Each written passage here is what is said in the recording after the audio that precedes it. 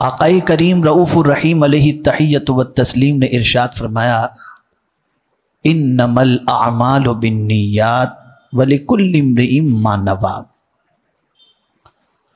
اعمال کا دار و مدار نیت پر ہے اور ہر بندے کو اس کے کام کا بدلہ اس کی نیت کے مطابق ہی عطا کیا جائے گا۔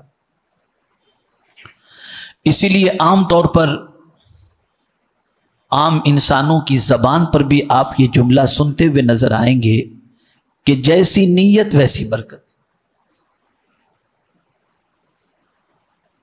اور اسی لیے آپ دیکھیں کہ نماز سے پہلے بھی نیت رکھی گئی، روزے سے پہلے بھی نیت، حج، زکوٰۃ، ان ساری چیزوں میں نیت کا بڑا دخل ہے۔ نیت کسے کہتے ہیں؟ تو نیت ہے دل کے ارادے کا نام نیت ہے۔ آپ کوئی کام کیوں کر رہے ہیں؟ آپ کے دل میں وہ کام کرنے کا ارادہ جو پیدا ہوا ہے، جو آپ نے کام کرنے کا من بنایا ہے، تو آپ کی اس میں منشا کیا ہے؟ اگر آپ کی منشا اللہ کی رضا ہے تو اس کے مطابق آپ کو اجر ملے گا، اور اگر آپ کی منشا دنیا ہے تو پھر آپ کو دنیا کے مطابق اس کو دیا جائے گا اور آخرت میں اس کا کوئی اجر نہیں ہوگا۔ اسی لیے صحابہ کرام علیہم الرضوان اپنی نیتوں کے بارے میں بڑے محتاط رہتے تھے، اور رسول گرامی وقار صلی اللہ علیہ وسلم نے ان کی حسن نیت ہی کی بنیاد پر یہ ارشاد فرمایا تھا کہ میرے صحابہ کا ایک مشت جو خیرات کرنا، یہ غیر صحابہ کا کوہ احد کے برابر سونا خیرات کرنا، یہ دونوں برابر نہیں ہو سکتا۔ اس لیے کہ غیر صحابی اگر کوئی کچھ کرتا ہے تو کہیں نہ کہیں اس میں دنیا کے دکھاوے کی نیت بھی ہوتی ہے، ناموری کی نیت بھی ہوتی ہے، شہرت کی نیت بھی ہوتی ہے، لیکن صحابہ کا کوئی کام دنیا کے لیے ہوتا ہی نہیں تھا۔ وہ جو کچھ کرتے تھے اللہ کی رضا کے لیے کیا کرتے تھے،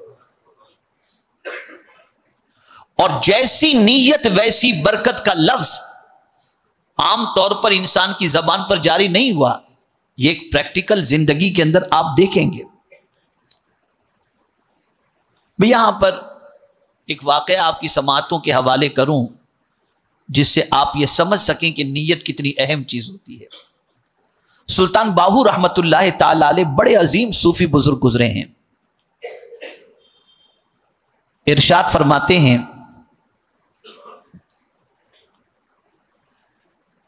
کہ اگر کوئی شخص یہ سوچے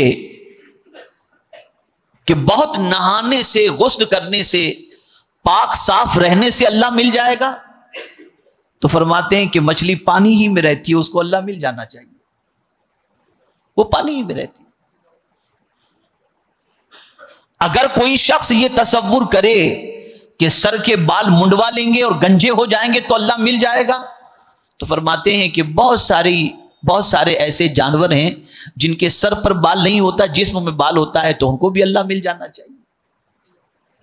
اب جو بات انہوں نے کہی اسے سمجھیے، اور اگر کوئی یہ سمجھتا ہو بہت اللہ کا ذکر کرنے سے اللہ مل جائے گا، تو ایک جانور ایسا ہے جو غروب آفتاب کے بعد الٹا لٹک جاتا ہے درخت کے اوپر اور پوری رات وہ ذکر کرتا رہتا ہے، تو اسے اللہ مل جانا چاہیے۔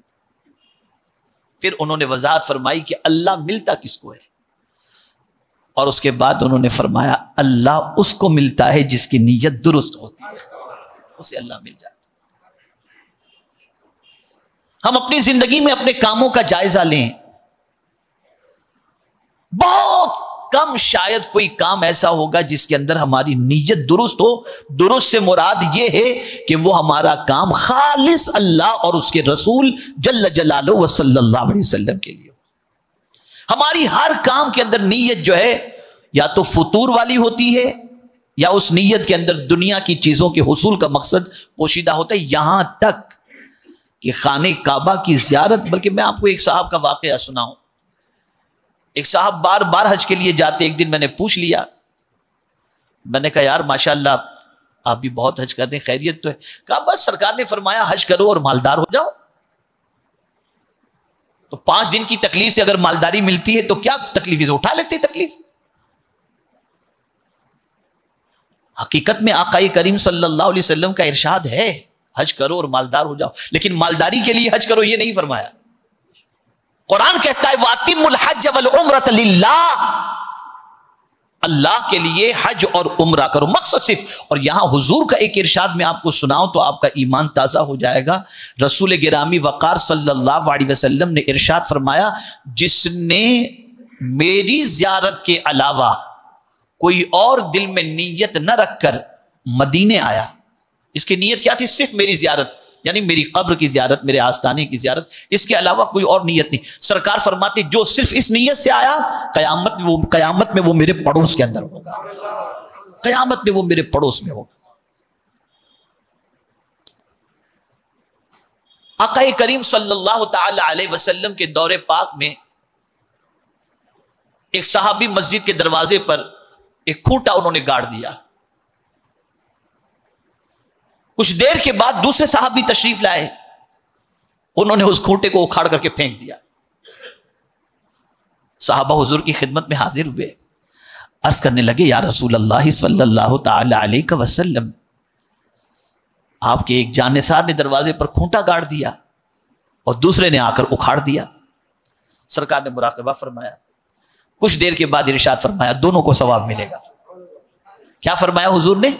دونوں کو ثواب ملے گا۔ صحابہ حیرت میں پڑ گئے، ایک کا کام تو بڑا عجیب، کھوٹا گاڑنے کا کام، دوسرے کا نکالنے کا کام، دونوں کا اپوزٹ کام ہے نا، ایک کا لگانے کا کام، ایک کا اکھاڑنے کا کام، اور ثواب دونوں کو مل رہا ہے۔ تو صحابہ حیرت میں پڑ گئے، عرض کرنے لگے یا رسول اللہ صلی اللہ تعالی علیہ وسلم دونوں کو ثواب؟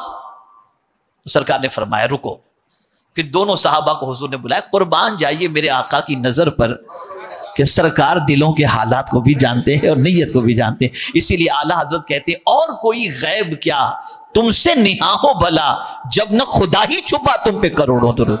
سرکار دلوں کے حالات کو جانتے ہیں، اسی لیے فرمایا گیا مدینے میں جب تم جاؤ اور حضور کی بارگاہ میں حاضر ہو تو خیال رکھنا تمہارے دل کے ارادے کو بھی حضور دیکھ رہے ہیں۔ یہ سرکار کی شان۔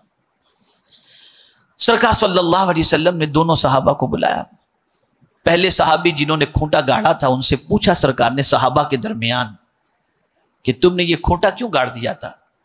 عرض کرنے لگے یا رسول اللہ صلی اللہ تعالی علیہ وسلم، آپ کے صحابہ مسجد میں تشریف لاتے اور کوئی اونٹ پہ سوار ہو کر آتا، کوئی گھوڑے پر سوار ہو کر آتا، کوئی کچھر پر سوار ہو کر کے آتا اور اپنے جانوروں کو باہر یوں ہی چھوڑ دیتے اور نماز کے لیے اندر تشریف لے جاتے، لیکن جب نماز پڑھتے ہوتے تھے نا تو ان کے دماغ میں یہی خیال گھوم رہا ہوتا کہ اونٹ باہر ہوگا یا بھاگ گیا ہوگا، یہ ان کے دماغ میں خیال گھومتا رہتا تھا۔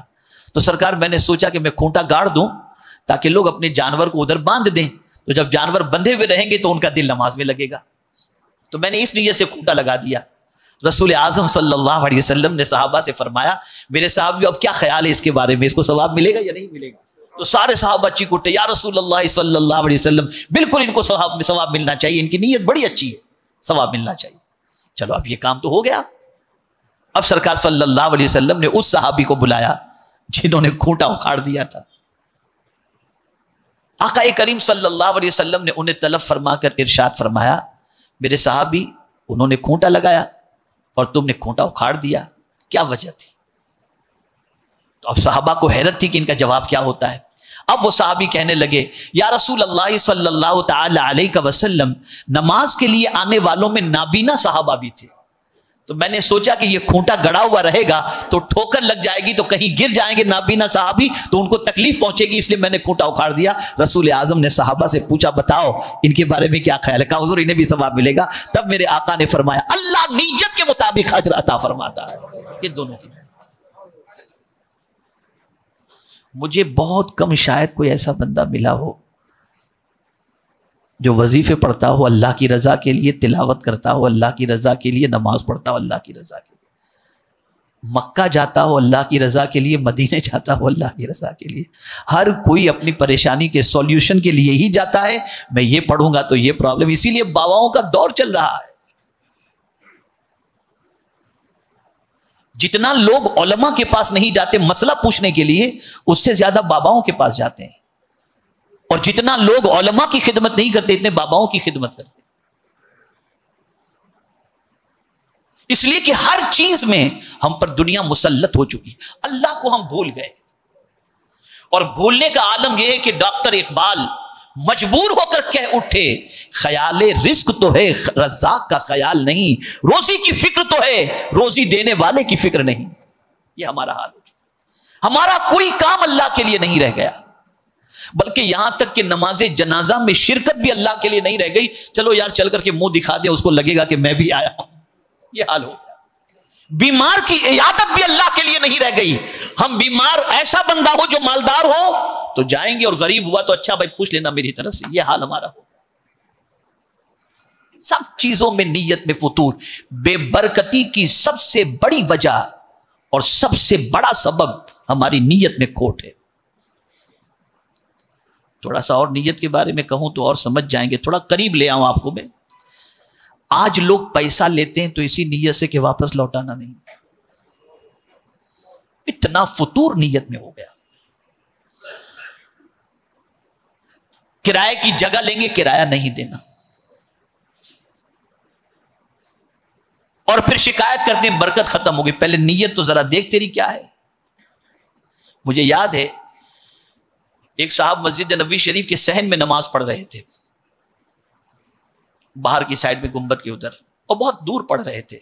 تو میں نے ان سے گزارش کی، میں نے کہا یار اندر آرام سے نماز پڑھو، وہاں سے گنبد بھی نظر آتا ہے، مسجد کے اندر بھی ہو کہ تھوڑا سا اچھا رہے گا.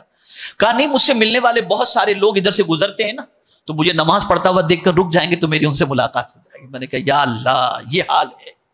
وہاں بھی اپنی فکر، وہاں بھی اپنی فکر. تو نیت کو درست کرو.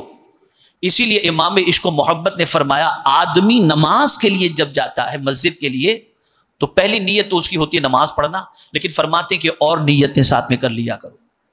میں اس لیے مسجد میں جا رہا ہوں کہ پہلی صف میں جگہ مل جائے تو مجھے اس کا ثواب مل جائے. میں اس لیے مسجد جا رہا ہوں کہ اللہ کے گھر کی زیارت کروں گا جس سے میرے قلب کو سکون نصیب ہو جائے گا. میں اس لیے مسجد جا رہا ہوں کہ راستے میں مسلمان بھائی مجھے ملیں گے تو میں ان کو سلام کروں گا. میں اس لیے مسجد جا رہا ہوں تاکہ جلدی پہنچ کر تحیۃ المسجد ادا کر لوں گا. میں اس لیے مسجد جا رہا ہوں کہ راستے میں کوئی سائل ملے گا تو میں اسے کچھ دے دوں گا. میں اس لیے مسجد جا رہا ہوں تاکہ کوئی بھٹکا ہوا انسان مل جائے تو اسے راستہ دکھا دوں گا. میں اس لیے مسجد جا رہا ہوں کہ کوئی پیدل جانے والا ہو تو میں اس کو اپنی سواری پر بٹھا کر کے لے جاؤں گا. فرماتے ہیں کہ اگر یہ نیتیں تم نے کر لی تو مسجد تو جا ہی رہے اور نماز تو پڑھو گی. اتنی نیتوں کے عوض میں اللہ اس کا ثواب بھی تمہیں عطا فرما دے گا. مولانا روم رحمت اللہ تعالی علیہ فرماتے ہیں کہ ایک شخص نے اپنا گھر بنایا تو روشن دان اس نے لگایا کہ نیت یہ تھی کہ یہاں سے روشنی آئے گھر کے اندر. پوچھا گیا اس سے کہ یہ روشن دان کیوں لگایا؟ اس نے صاف لفظوں میں کہہ دیا تاکہ روشنی آئے. کہا بے وقوف، اگر تو نیت کر لیتا کہ میں نے روشن دان اس لیے لگایا ہے تاکہ یہاں سے مجھے اذان کی آواز آئے تو روشنی تو آ ہی جاتی. اذان کی نیت سے روشن دان لگانے کا ثواب بھی اللہ تجھے عطا فرما دیتا. تو یہ ہے نیت. جتنی نیت پیور ہوگی اتنی برکتیں آپ کو نصیب ہوں گی، اور جہاں نیت میں کھوٹ سب بے برکتی ہی بے برکتی، پھر برکت نہیں آ سکتی. اور نیت ایسی چیز ہے، ہزار ہم دنیا کو بتاتے جائیں کہ میری نیت تو بہت اچھی تھی، اس سے نہیں چلے گا. آپ قدرت کے بارگاہ میں جواب دو. اسی لیے قرآن کی تحت قل ان تخفوا ما فی صدورکم او تبدوه یعلمہ اللہ ویعلم ما فی السماوات وما فی الارض واللہ علی کل شیء قدیر. میرے محبوب صلی اللہ علیہ وسلم آپ فرما دیجئے ان تخفوا ما فی صدورکم، جو کچھ تم نے تمہارے دل کے اندر چھپا کے رکھا ہے، یعنی تمہارے دل کا جو ارادہ ہے، وَإِن تُبْدُوهُ، اور جو کچھ تم ظاہر کر رہے ہو، کوئی جانتا ہو یا نہ جانتا ہو، اللہ جانتا ہے. وَيَعْلَمُ مَا فِي صُدُورِكُمْ، جو کچھ تمہارے دل میں ہے اسے اللہ جانتا ہے. اور صرف دل ہی کی بات کو نہیں جانتا، وَيَعْلَمُ مَا فِي السَّمَاوَاتِ وَمَا فِي الْأَرْضِ، جو کچھ آسمان میں ہے وہ بھی جانتا ہے، اور جو کچھ زمین میں ہے وہ بھی اللہ جانتا ہے. اس سے کوئی چیز چھپی ہوئی نہیں، کوئی چیز چھپی ہوئی نہیں. تو جب کوئی چیز اس سے چھپی نہیں، اس لیے نیت کو درست کرو. محدثین فرماتے کہ اس ایک حدیث کے اندر 1/3 اسلام موجود ہے. اسی لیے امام بخاری رحمت اللہ تعالی علیہ نے پہلی حدیث جو اپنی کتاب کے اندر بخاری شریف کے اندر درج فرمائی، نقل فرمائی، وہ یہی حدیث ہے۔ بلکہ امام غزالی رحمت اللہ تعالی علیہ نے اپنے بیٹے کو جب نصیحت فرمائی تو آپ نے فرمایا میں نے 4 لاکھ حدیثوں کا نچوڑ 4 حدیثوں کے اندر جمع کیا ہے، ان میں سے پہلی حدیث امام اعظم ابو حنیفہ رحمت اللہ تعالی علیہ نے فرمایا وہ انما الاعمال بالنیات، جیسی نیت۔ اب ایک واقعہ آپ کو سناؤں گا تو اس سے مزید نیت کی اہمیت آپ کی سمجھ میں آ جائے گی۔ ایک بادشاہ تھا، وہ گرمی کے موسم کے اندر کہیں سیر و تفریح کے لیے نکلا، تو نکلتے نکلتے بہت دور نکل گیا، وہ بہت دور نکل گیا، اسے پیاس لگی، تو اسے خیال تھا کہ کہیں سے کوئی شربت مل جائے تو اچھا ہو جائے، تھوڑی سی راحت مل جائے۔ اس میں ایک انار کا باغ اسے نظر آ گیا، اس نے خدام سے کہا کہ باغ کی طرف سواری کو لے چلو، باغ کی طرف لے کر کے گئے، باغ کے مالک کو بلایا گیا، باغ کا مالک دوڑتا ہوا آیا، بادشاہ نے کہا کہ بھئی ایک اچھا سا شربت بنا کر انار کا مجھے پیش کیا جائے۔ اس کی خوش نصیبی، وہ سوچا کہ چلو بادشاہ آج ہمارے یہاں مہمان، وہ گیا اور جا کر کے انار کا لبالب بہترین جوس تیار کر کے لا کر بادشاہ کو دیا۔ اب بادشاہ نے جب پیا تو ایک دم خوش ہو گیا، فریش ہو گیا، ایک دم فریش ہونے کے بعد اس نے کہا کہ بھئی ایک اور مجھے جوس کا گلاس پیش کیا جائے۔ اب وہ شخص بادشاہ، وہ باغ کا مالک جیسے ہی دوسرا جوس تیار کرنے کے لیے نکلا تو بادشاہ کی نیت خراب ہو گئی۔ اب نیت کیا خراب ہوئی؟ بادشاہ کی نیت یہ ہوئی کہ یار اس باغ کے انار بڑے اچھے، کتنا اچھا جوس تھا، یہ باغ خرید لینا چاہیے اپنے کو، نیت خراب ہو گئی۔ اب اسی درخت کے انار کا جوس نکال کر جب بادشاہ کو دوبارہ اس باغ کے مالک نے پیش کیا تو ایک دم جوس کھٹا نکلا۔ اب بادشاہ پیا، بولے شاید درخت بدل گیا، یہ وہی درخت کا انار نہیں ہے، یہ لگ رہا ہے کہ دوسرے درخت کا انار کا جوس تم نے لا کر کے پیش کیا ہے۔ کہا نہیں بادشاہ سلامت، اسی انار کا درخت، اسی درخت کا انار ہے، جس درخت کے انار کا جوس پہلے میں نے آپ کو نکال کے دیا تھا، اسی درخت کے انار کا جوس ہے، لیکن شاید اس میں کھٹاس اس لیے پیدا ہو گئی کہ آپ کی نیت میں گڑبڑ کچھ ہو گئی۔ تو جہاں نیت خراب ہوئی بے برکتی شروع۔ نیت اچھی تھی، پھل اچھا تھا، نیت بگڑی، پھل بگڑ گیا۔ آج جو کچھ بھی پوری دنیا کے اندر مسلمانوں کے ساتھ، انسانوں کے ساتھ ہو رہا ہے، سب کی نیتوں میں الا ماشاءاللہ فطور فطور اور فطور ہے۔ اللہ کے لیے کوئی کام رہ نہیں گیا۔ موت، میت سے لے کر بیماری تک، عبادت سے لے کر عمرہ حج تک، سب چیز کے اندر صرف اور صرف الا ماشاءاللہ نیت کے اندر کھوٹ کے علاوہ اور کوئی چیز نظر نہیں ہے۔ اس لیے سرکار صلی اللہ علیہ وسلم کی بارگاہ میں ام المؤمنین حضرت عائشہ صدیقہ رضی اللہ تعالی عنہ فرماتی ہیں، عرض کرتی ہیں کہ سرکار صلی اللہ علیہ وسلم نے فرمایا کہ ایک قافلہ آئے گا جو کعبے پہ حملے کی غرض سے آئے گا، میلہ لگا ہوگا، اللہ تعالیٰ ان سب کو دھنسا دے گا۔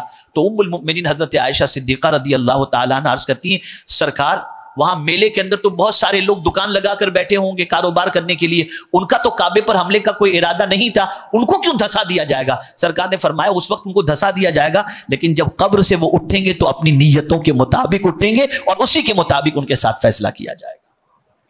یہ ہے نیت۔ ہم تو کہہ دیتے ہیں منہ میرا کعبہ شریف کی طرف واسطے اللہ تعالیٰ کے، اور گھومتے ہوتے ہیں حساب کتاب کے اندر اور ٹائم پاس کرنے کے اندر۔ بس ایک آخری بات عرض کر دوں، جو لوگ نماز میں ادھر ادھر دیکھتے ہیں، نماز میں ادھر ادھر دیکھتے ہیں، اللہ عز و جل ارشاد فرماتا ہے میرے بندے مجھ سے بھی کوئی اچھا ہے جس کی طرف تو دیکھ رہا ہے؟ کوئی مجھ سے اچھا؟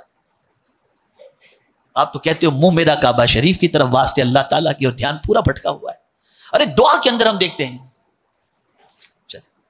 کسٹمر سے اس طریقے سے بات کرتے ہو، کسٹمر سے جیب سے پیسہ نکالنا، بہت اچھی آئٹم ہے بھائی صاحب آپ لے کر کے جاؤ، ایسا مال آپ کو کہیں نہیں ملے گا، پوری توجہ اس کے ساتھ، اور سیلس مین اگر توجہ نہ دے تو نوکری سے نکال دیتے ہو، اور خدا سے مانگنا ہے تو بے توجہ، مولا دے دے، یہ پریشانی دور فرما دے، یہ حال ہے ہمارا۔